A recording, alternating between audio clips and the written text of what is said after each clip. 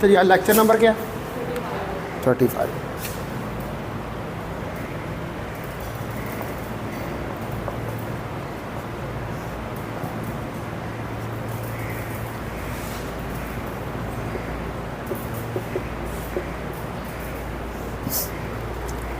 अच्छा, कल जो है वो हमने रिड्यूस डेंसिटी मैट्रिक्स जो है और ऑपरेटर जो है उसको स्टार्ट किया था।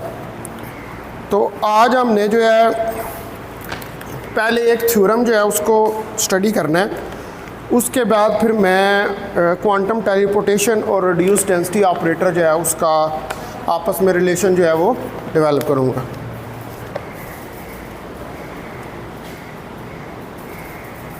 नहीं, वो चल रहा है, ठीक है। तो ये एक थ्योरम है कि हमारे पास जो पार्शियल ट्रेस होता है ये हम क्यों यूज़ करते हैं किसी क्वांटम सिस्टम के अंदर, इसको हमने ज़रा स्टडी करना है। Why the partial trace.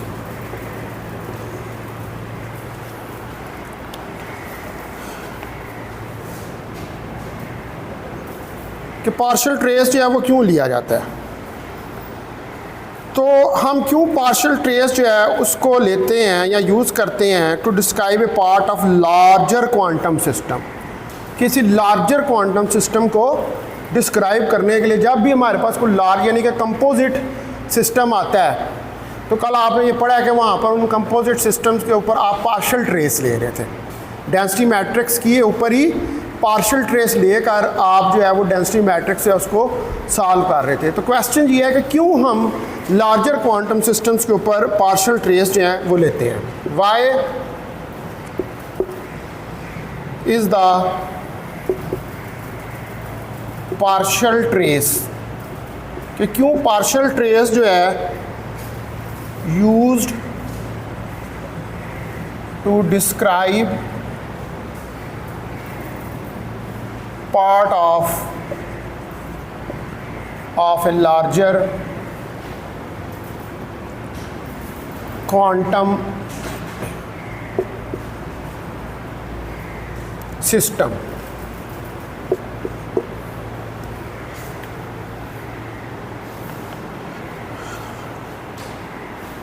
अब इसकी रीज़न करने का ये वजह है कि जो पार्शियल ट्रेस ऑपरेशन है ये एक यूनिक ऑपरेशन है जिसके अंदर आपको जो है वो करेक्ट डिस्क्रिप्शन मिलती है ऑब्जर्वेबल क्वांटिटीज़ ऑफ सब सिस्टम्स की। अब वो जो सब सिस्टम्स हैं, ज़ाहिर बात आप उनके अंदर आपके पास क्वांटिटीज़ होती हैं और उन क्वांटिटीज़ को क्या करना होता है, आपने मेजरमेंट उनकी करनी होती है। तो वो मेजरमेंट करने के लिए फिर हम पार्शियल ट्रेस जो है या इस ऑपरेशन को यूज़ करते हैं। सब सिस्टम्स ऑफ कंपोजिट, जो मुख्तलिफ कंपोजिट्स होते हैं सब सिस्टम्स के। तो the reason for doing this, तो इसकी जो रीज़न है ये करने के लिए is because the partial trace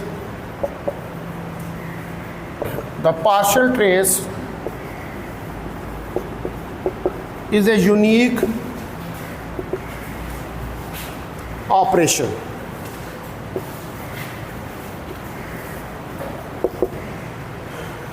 partial trace जो है वो एक यूनिक ऑपरेशन है which give rise to correct description, which give rise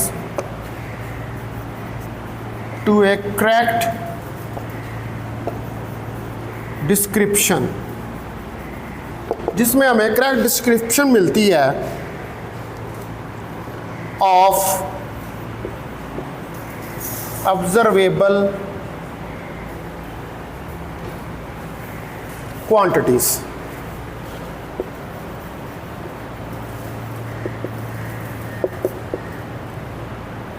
observable quantities, जिन क्वांटिटीज़ को आपने मेजर करना है, उन ऑब्जर्वेबल क्वांटिटीज़ की। फॉर सब सिस्टम्स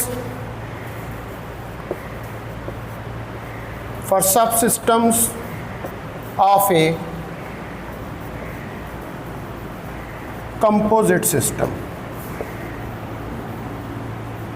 यानी कि इसका मतलब ये हुआ कि जब आपने मेजरमेंट करनी है किसी कंपोजिट सिस्टम के अंदर, ठीक है, जब आपने मेजरमेंट करनी है सब सिस्टम्स की किसी कंपोजिट सिस्टम के अंदर, तो वहाँ पर आपको जो है वो पार्शियल ट्रेस जो है उसको इस्तेमाल करना पड़ेगा, ठीक है। उस मेजरमेंट के लिए पार्शियल ट्रेस जो है वो इस्तेमाल किया जाता है। अब हम इसको ज़रा एग्जांपल से समझते हैं, क्योंकि बात यहाँ पर किसकी आ रही है, मेजरमेंट की आ रही है। पार्शियल ट्रेस लेने का मकसद ही क्या है कि ऑब्जर्वेबल क्वांटिटीज़ को मेजर करना। अब आप सपोज करें कि m जो है वो कोई ऑब्जर्वेबल है ऑन ए सिस्टम A, कोई क्वांटिटी है जिसको सिस्टम A के ऊपर आपने मेजर करना है। Suppose m is a observable, m जो है वो ऑब्जर्वेबल है ऑन सिस्टम A, किसी सिस्टम A के ऊपर, and we have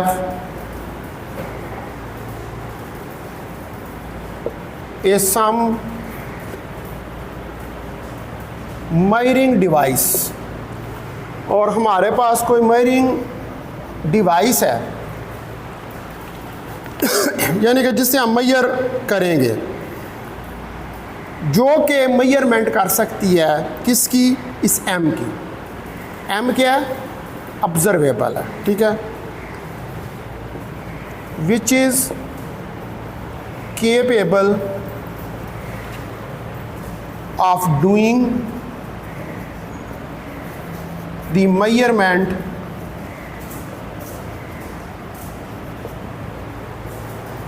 of m,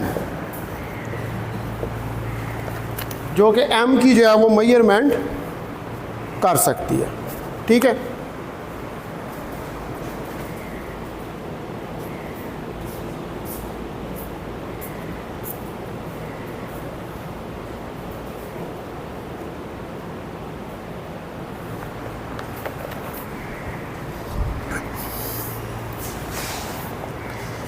अब m आपको डिनोट करते हैं कॉरस्पॉन्डिंग ऑब्जर्वेबल को, जिसके लिए हम कोई सेम मेजरमेंट परफॉर्म करते हैं किसी कंपोजिट सिस्टम ए बी के ऊपर, ठीक है।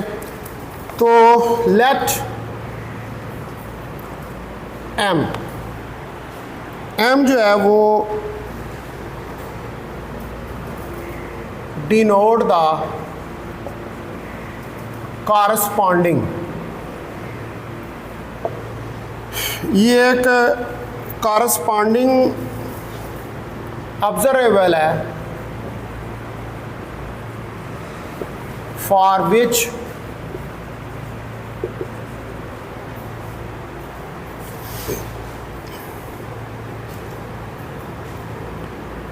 The same measurement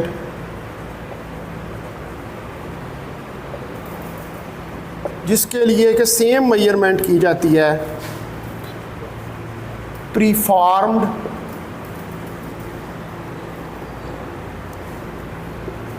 on the composite system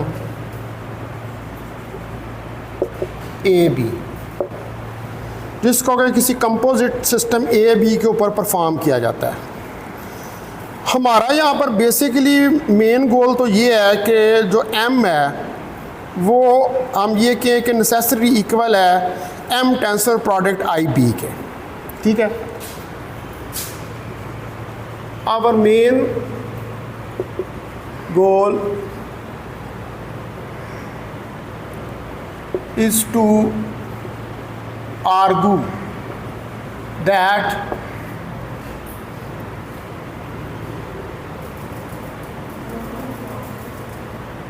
m is necessarily equal to, कि m जो है वो इक्वल है m tensor product I B के, अब आप यहाँ पर ये सपोज करें कि ये जो सिस्टम ए बी है, इसको हम प्रिपेयर करते हैं किसी स्टेट एम साई के अंदर, और यहाँ पर एम जो है ये आइगन स्टेट ऑफ एम है, जिसकी आइगन वैल्यू स्मॉल एम है। यानी कि ये पूरा सिस्टम जो है इसको प्रिपेयर किया जाता है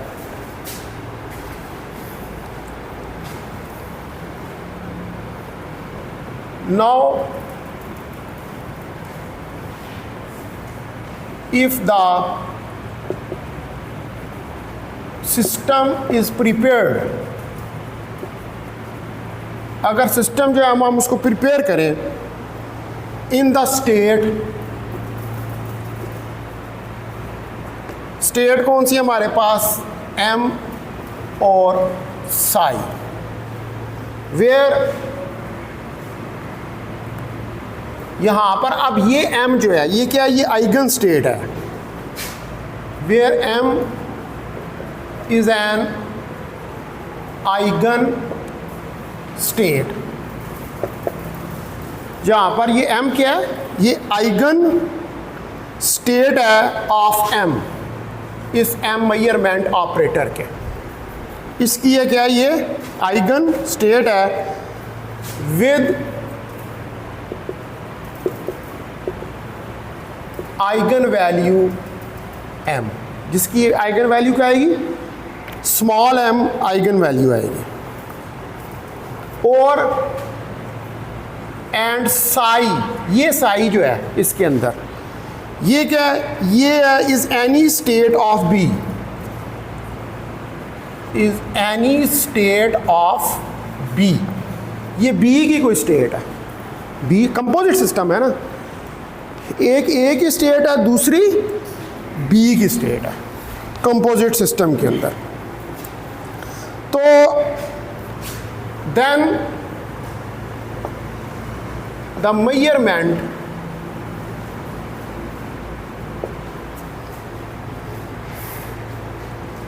yields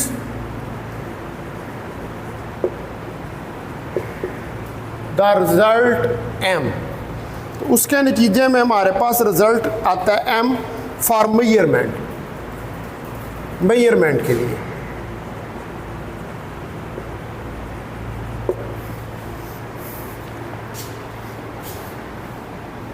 और इसके साथ ये मेजरमेंट जो होगी ये नॉर्मलाइज होगी, यानी कि इसकी जो प्रोबेबिलिटी फिर इसके साथ आएगी वो किसके बराबर होगी, 1 के बराबर होगी।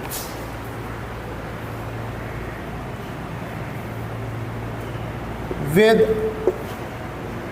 1 प्रोबेबिलिटी, और इसकी प्रोबेबिलिटी 1 के बराबर होगी जब आप इसकी मेजरमेंट जो है उसको परफॉर्म कर लेंगे। ठीक है,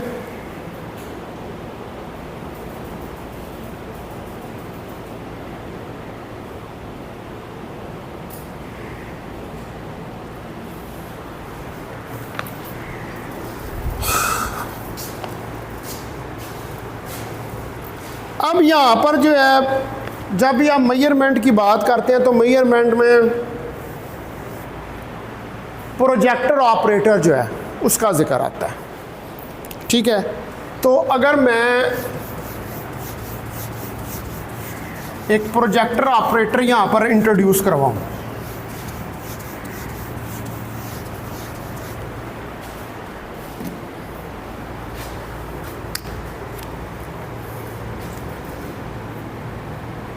तो 10 इफ एक प्रोजेक्टर ऑपरेटर ले रहा हूँ, PM is the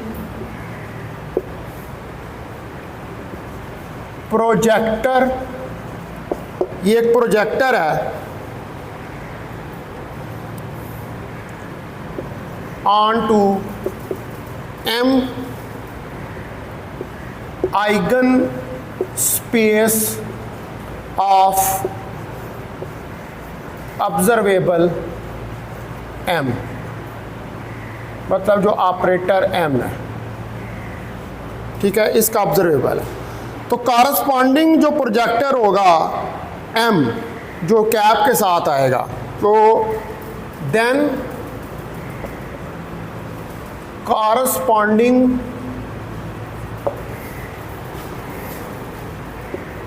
projector for m, यानी कि जो मेजरमेंट के बाद होगा, इज pm, उसको हम कहेंगे कि वो pm के बराबर है। तो लिहाजा वी हैव देयरफॉर, तो लिहाजा यहाँ पर हमारे पास m जो है, ये जो ऑब्जर्वेबल आ रहा है मेजरमेंट के बाद, ये summation m p m tensor product i b के बराबर है, और ये आ जाएगा आपके पास m cross i b, m tensor product i b। इसको कह दें ये क्वेश्चन नंबर 1 है।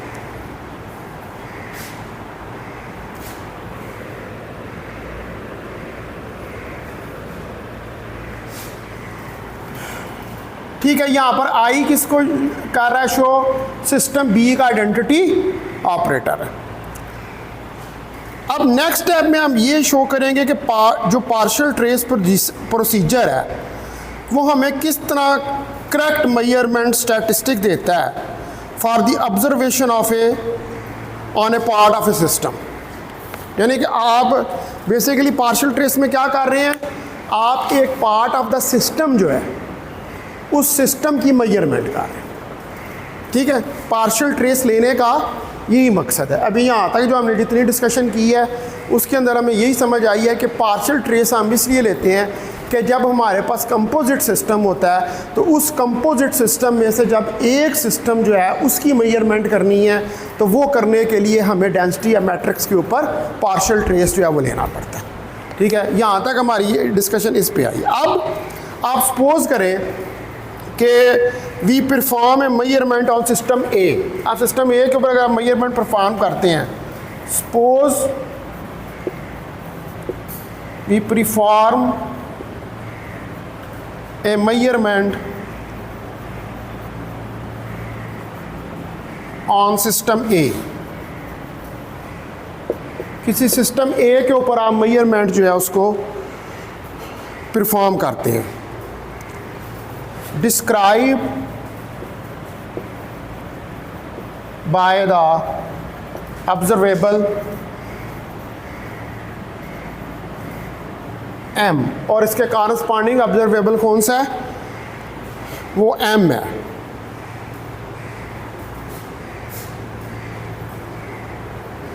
अब यहां पर हम एक स्टेट रो ए जो है, आ स्टेट रो ए, इसको कहेंगे कि ये सिस्टम को डिस्क्राइब कर रही है, describes a system A must have the property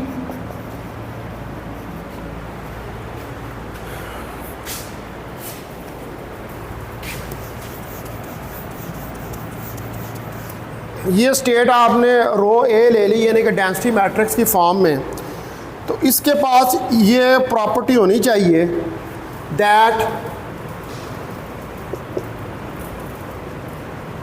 measurement, कि आप जो मेजरमेंट ले रहे हैं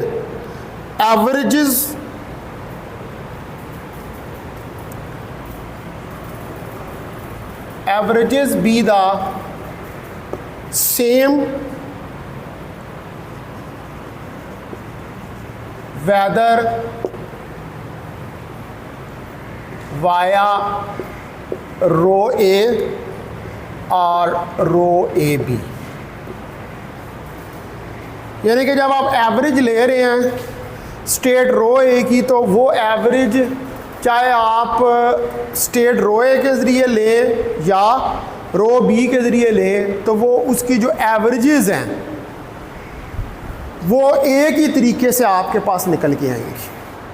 ठीक है, चाहे स्टोर्ड रो ए के लिए ले या स्टोर्ड रो ए क्या है, एक सिस्टम ए की स्टेट है, रो ए भी जो है वो कंपोजिट सिस्टम की स्टेट है। तो आप चाहे रो ए से आए चाहे रो बी से उसकी एवरेज लें, वैल्यू आपके पास एक ही निकलनी है उसकी, ठीक है। तो अब यहाँ पर इसको अगर मैं लिखूँ कि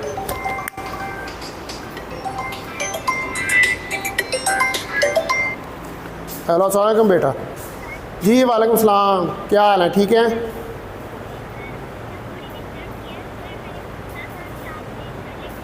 हाँ ना, लेना है ना, डन है। हाँ, मैं 3rd में तुम्हारे पास हूँगा मैं इंशाल्लाह, ठीक। Welcome welcome. अब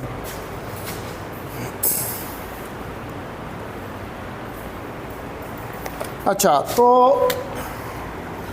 अब यहाँ पर ये इसको अगर मैं इसकी इक्वेशन लिखूँ कि ट्रेस ऑब्जर्वेबल एम रो ए, ठीक है, तो ट्रेस मेजरमेंट और साथ रो ए बी,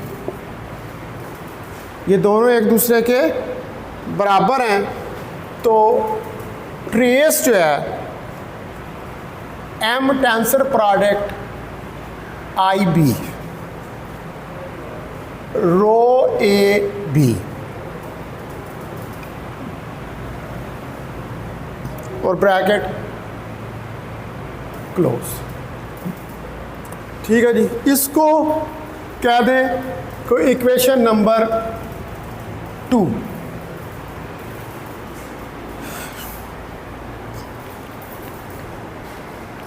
इसको कोई इक्वेशन नंबर 2 का आप नाम जो है वो दे दें, ठीक है। अब आप देख लें कि इसमें मैंने किसके वाया है वो ट्रेस लिया रो ए का, वही ट्रेस रो ए का किसके बराबर है, रो ए बी के ट्रेस के बराबर है। तो यानी कि जो एवरेज वैल्यूज़ निकलेंगी चाहे रो ए से आए चाहे रो ए बी से आए, वो एवरेज वैल्यूज़ जो हैं वो सेम ही आएंगी स्टैटिस्टिक्स के अंदर।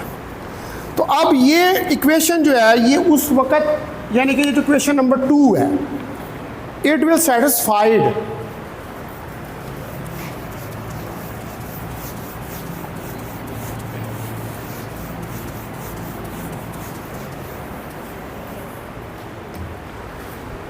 so this equation is certainly satisfied। तो ये इक्वेशन जो है ये सेटिस्फाई करेगी उस वक़्त इफ़ वी चूज़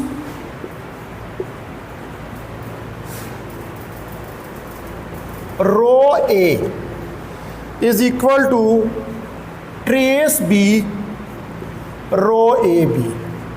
तो अब ये मैंने क्या ले लिया इसका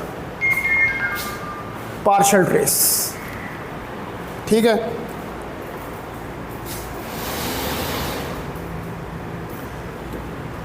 तो इसका मतलब है कि ये जो पार्शियल ट्रेस है ये एक यूनिक फंक्शन है कि जिसके अंदर ये प्रॉपर्टी आ रही है कि आप अलहदा से एक सिस्टम के ऊपर लेकर उसकी मेजरमेंट जो है वो कर सकते हैं।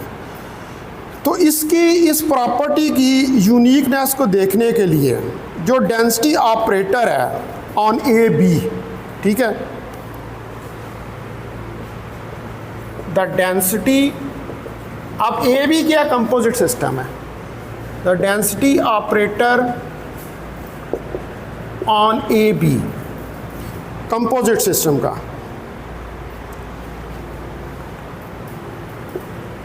टू डेंसिटी ऑपरेटर्स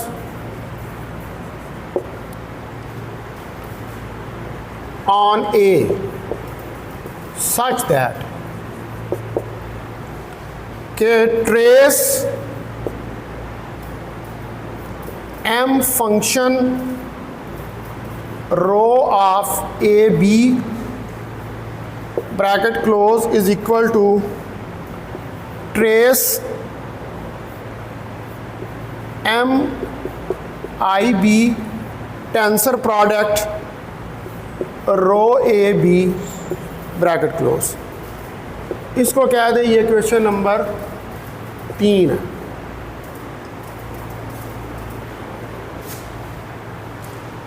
ठीक है, तो यहाँ पर इधर एक ये जुमला इसको यूँ कर लें कि let F be any map of density operators. ये कोई मैप है डेंसिटी ऑपरेटर्स का। तो अब ये जो है ये तमाम जितने ऑब्जर्वेबल्स आ रहे हैं for all observables M,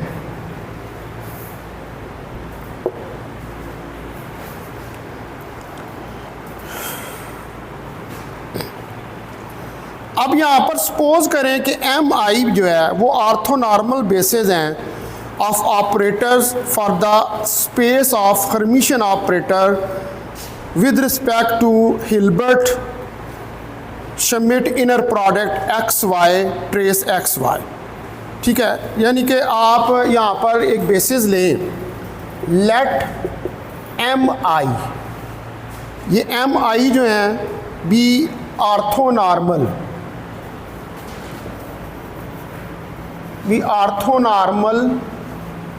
basis. अब ऑर्थोनॉर्मल बेसिस का मतलब क्या, बेसिस क्या होती है, वेक्टर स्पेस ही बना रही होती है ना बेसिस जो होती है। तो ऑर्थोनॉर्मल का मतलब है कि यहाँ तो ऑर्थोगोनल होंगी, यहाँ नॉर्मलाइज्ड होंगी। ऑर्थोनॉर्मल बेसिस का ये मतलब है of operators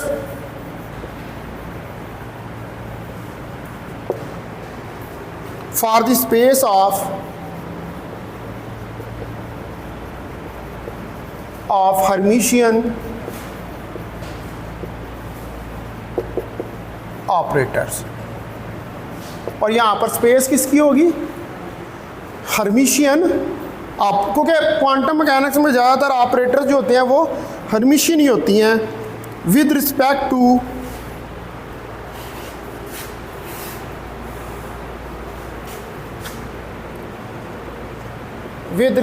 to Hilbert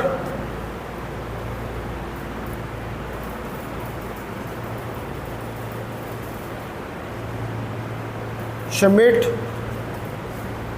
product x,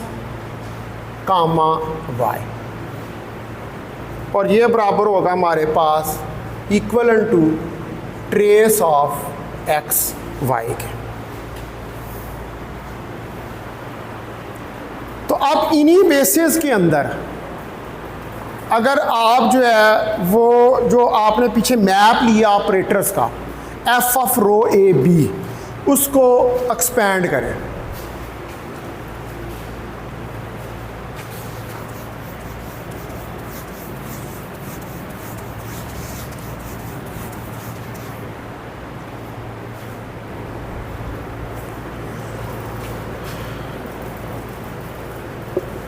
then expanding, अब यहाँ पर आप एक्सपेंड करें F of rho A B, ये जो पूरा मैप लिया हुआ है ऑपरेटर्स का, इन दिस बेसिस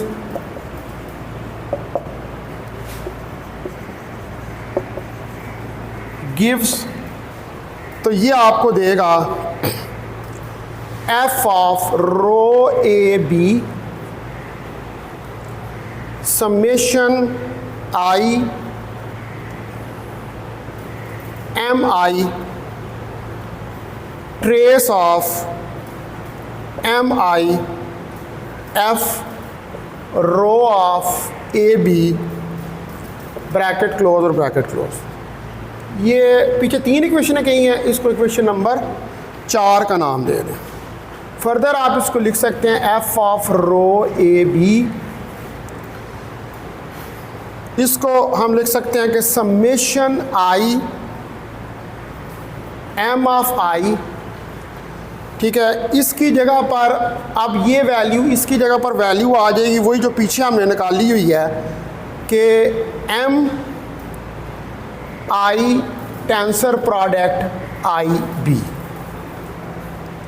और रो ए बी और ब्रैकेट क्लोज, इसको कह दें ये equation number 5।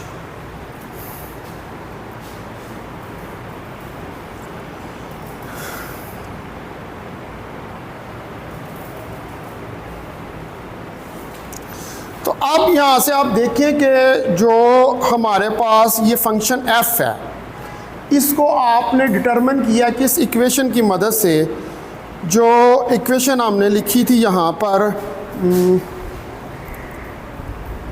Trace of m cross I B वाली, मैंने किधर लिखी है इक्वेशन, उसको शायद 2 या 3 नाम दिया था मैंने इक्वेशन का,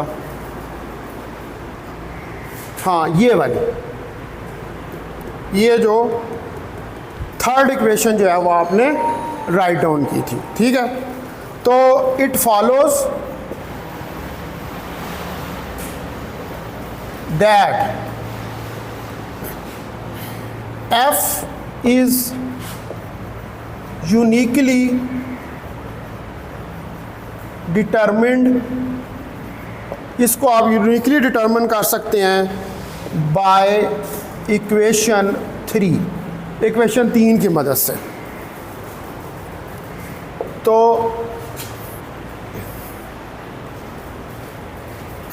f क्या मैप है ऑफ ऑपरेटर्स,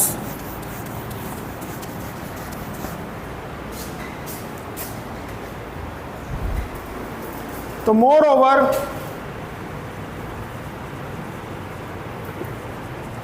पार्शियल ट्रेस जो है वो सेटिस्फाई करता है द इक्वेशन 3, वही निकल रही है ना पार्शियल ट्रेस लेने के बाद, इक्वेशन 3 को सेटिस्फाई करता है। So it is the unique function, so it is the unique function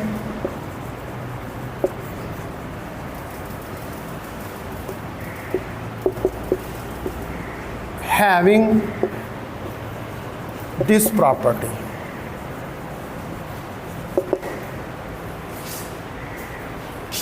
ठीक है जी, तो ये एक यूनिक फंक्शन है जिसमें ये प्रॉपर्टी है कि ये कंपोजिट सिस्टम में से एक सिस्टम जो है उसकी मेजरमेंट का, तो पेपर में वो आपसे क्वेश्चन पूछ सकता है कि हम पार्शियल ट्रेस क्यों लेते हैं और किसी कंपोजिट सिस्टम के लिए इसको प्रूव करके दिखाएं। तो ये सारा प्रोसेस जो है वो आपने करना है इसके अंदर कि हम क्यों पार्शियल ट्रेस लेते हैं। इसका सिंपल सा पार्शियल ट्रेस का जो आम लफ्ज़ों में है वो ये है कि हम पार्शियल ट्रेस इसलिए लेते हैं कि हम किसी कंपोजिट सिस्टम के अंदर जो सब सिस्टम्स होते हैं उनकी मेजरमेंट करनी हो तो डेंसिटी ऑपरेटर जो होता है उस कंपोजिट सिस्टम का, उसके ऊपर पार्शियल ट्रेस लिया जाता है। वो हमने बाकायदा मैथमेटिक्स करके उसको प्रूव करके दिखा दी। ठीक होगी जी बात। अब आगे हमने नेक्स्ट जो चीज़ स्टडी करनी है वो हमने स्टडी करना है quantum teleportation and reduced density operator.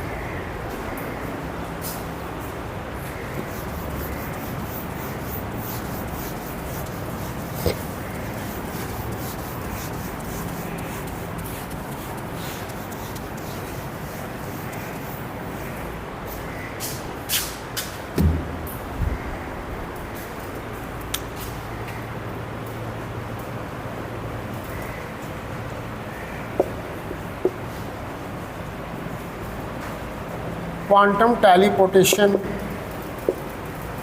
and reduced density operator।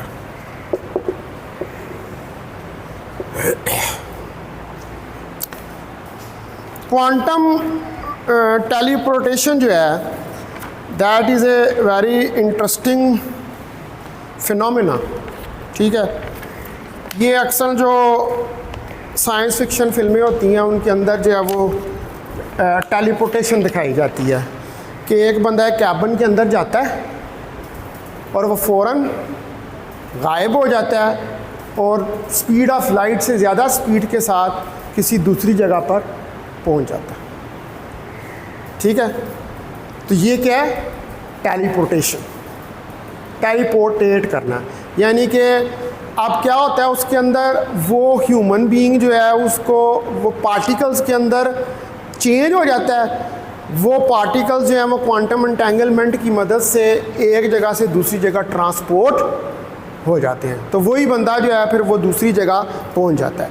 ठीक है, अब ये क्या, इसमें एक चीज़ ये होती है कि वो फिल्मों में तो ये दिखाते हैं ना कि असल में वही बंदा जो है वो टेलीपोर्टेट होकर दूसरी जगह पर आ गया, लेकिन एक्चुअली ये होता है कि ये कॉपी बन रही होती है।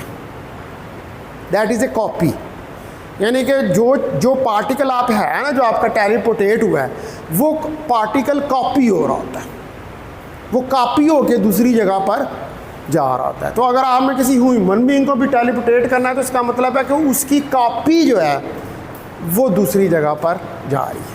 इसको हम कहते हैं क्वांटम टेलीपोर्टेशन। पार्टिकल्स को टेलीपोर्टेट करना, एक जगह से दूसरी जगह उनको कम्युनिकेट करवाना। ठीक है, तो अब हमने यहाँ पर जो है इसको इन कॉन्टेक्स्ट ऑफ टेलीपोर्टेशन, यानी कि जो रिड्यूस्ड डेंसिटी ऑपरेटर है, हम उसको क्वांटम टेलीपोर्टेशन के अंदर किस तरह यूज़ कर सकते हैं उसको डिस्कस करना। ठीक है, तो यूज़फुल ये एप्लीकेशन भी है किसकी? रिड्यूस डेंसिटी ऑपरेटर की। यूज़फुल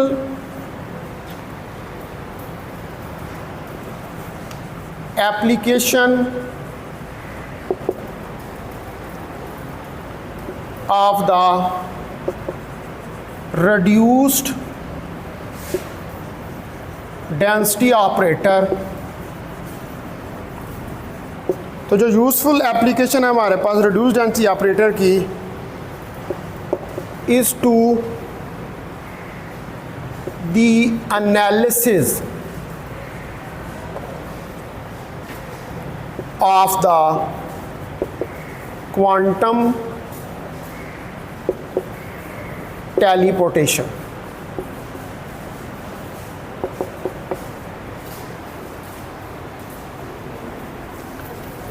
तो क्वांटम टेलीपोर्टेशन ये एक प्रोसीजर है फॉर सेंडिंग क्वांटम इंफॉर्मेशन। ठीक है, ये एक प्रोसीजर है क्वांटम इंफॉर्मेशन को सेंड करने का। The quantum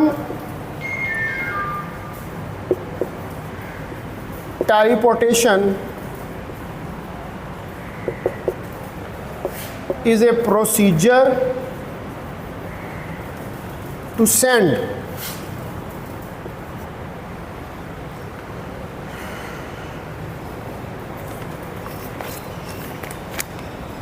quantum information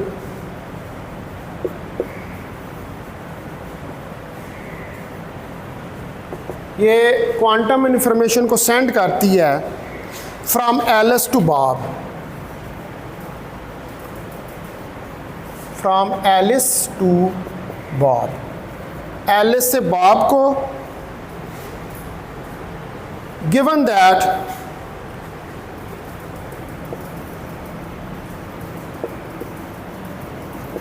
Alice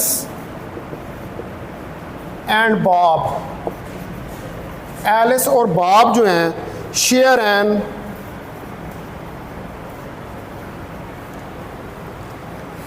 EPR Einstein Podolsky Rosen pair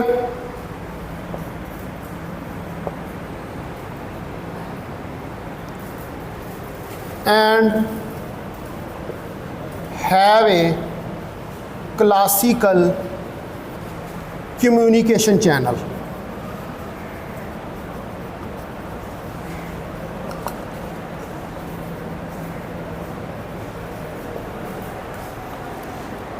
और उनके पास एक क्लासिकल कम्युनिकेशन चाहिए, यानी कि इंफॉर्मेशन को सेंड करना। एलिस जो है वो बॉब की तरफ इंफॉर्मेशन को सेंड करती है और वो बाप की तरफ जो इंफॉर्मेशन को सेंड करती है उसमें वो शेयर करते हैं ईपीआर पेयर। ईपीआर पेयर क्या है, वो जो मैंने आपको बताया था हिडन वेरिएबल्स होते हैं क्वांटम एंटेंगलमेंट के अंदर। आइंस्टाइन, पोडस्की और रोजन, उन्होंने कहा था कि ये जो इन्फॉर्मेशन एक जगह से दूसरी जगह ट्रांसफ़र होती है ना क्वांटम एंटेंगलमेंट के अंदर, ये कोई हिडन वेरिएबल्स होते हैं, उनको हम कहते हैं ईपीआर पेयर।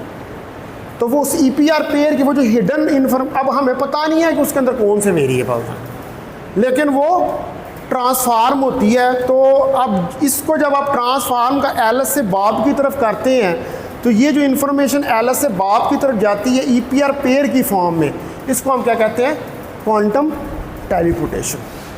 ठीक है, इन्फॉर्मेशन को एक जगह से दूसरी जगह, मसलन जैसे मैंने पहले एग्जांपल दिया कि इंसान है, उसको एक जगह से दूसरी जगह भेजना है, तो इंसान भी तो पूरी इन्फॉर्मेशन ही है ना, तो वो पूरी इन्फॉर्मेशन जो है वो आपने टेलीपोर्टेट करनी है एक जगह से दूसरी जगह उसको पहुंचाना। आपकी पूरी जितनी ये कायनात है या जितनी कायनातें हैं जो भी है वो सब क्या है, वो इन्फॉर्मेशन है, और वो इन्फॉर्मेशन जो है वो एक जगह से दूसरी जगह ट्रांसफ़र होती है। ठीक है जी, ये फिर अब अभी टाइम ओवर हो रहा है इसका, तो मैं फिर कल इसको जो है मैथमेटिकली आपको नेक्स्ट लेक्चर के अंदर इसको मैथमेटिकली कैलकुलेट भी करके दिखाऊंगा कैसे ये यूज़फुल होता है, किस तरह हम इसके अंदर डेंसिटी ऑपरेटर जो है उसको यूज़ करते हैं, रिड्यूस डेंसिटी ऑपरेटर।